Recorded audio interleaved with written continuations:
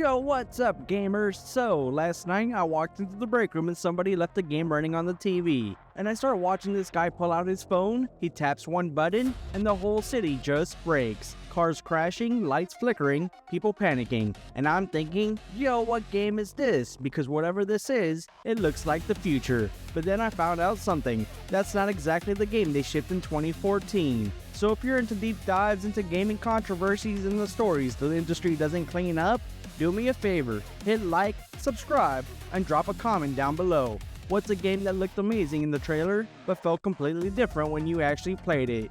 Because this one changed how people look at trailers, and it's now episode 9 of the Janitor's Files, so let's grab a mop and clean up what actually happened with Watch Dogs.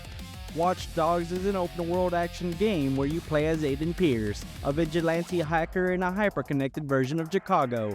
Instead of just shooting your way through problems, this game hands you control of the city itself.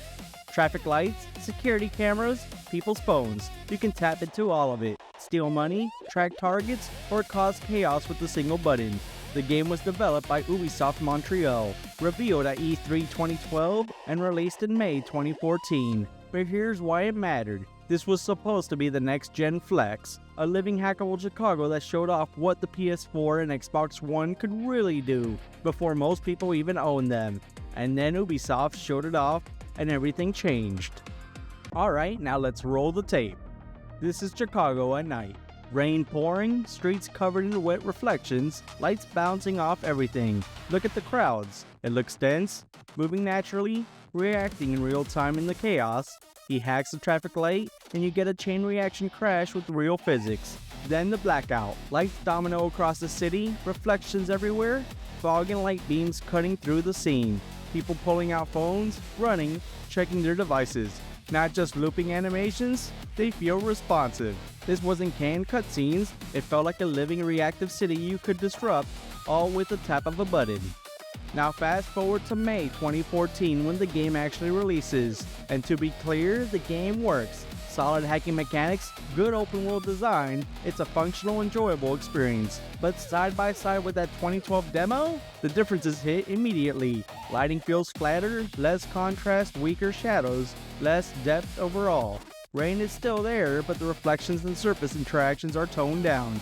Nothing is broken, nothing is missing completely, but the next-gen cinematic feel, it's been noticeably scaled back. The game still works, but it doesn't hit the same way the demo did. And this is where everything really blows up, because the internet did what it does best. Receipts. Players started lining up the 2012 demo with the 2014 release. Same scenes, same angles, side-by-side comparisons. And once those started spreading, there was no hiding it. Forums lit up, Reddit threads, NeoGAF discussions, YouTube comparisons pulling millions of views, all asking the same thing. What happened? Memes took over. You were so this but got that. Reviewers mostly liked the gameplay, but the visual gap became the story.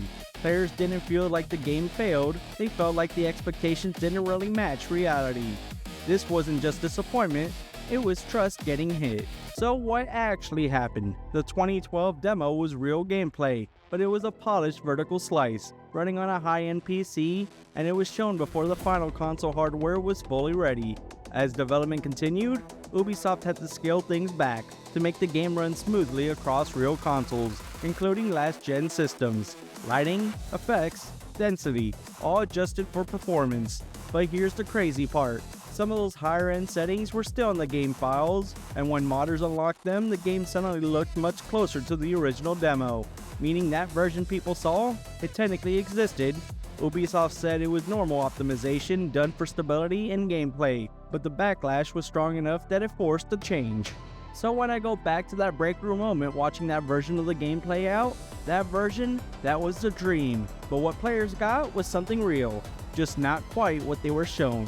This wasn't a scam, but it wasn't fully honest either. The backlash hit hard enough that Ubisoft CEO later admitted that it changed their approach. From that point on, demos had to run on actual target hardware, not just high-end PCs.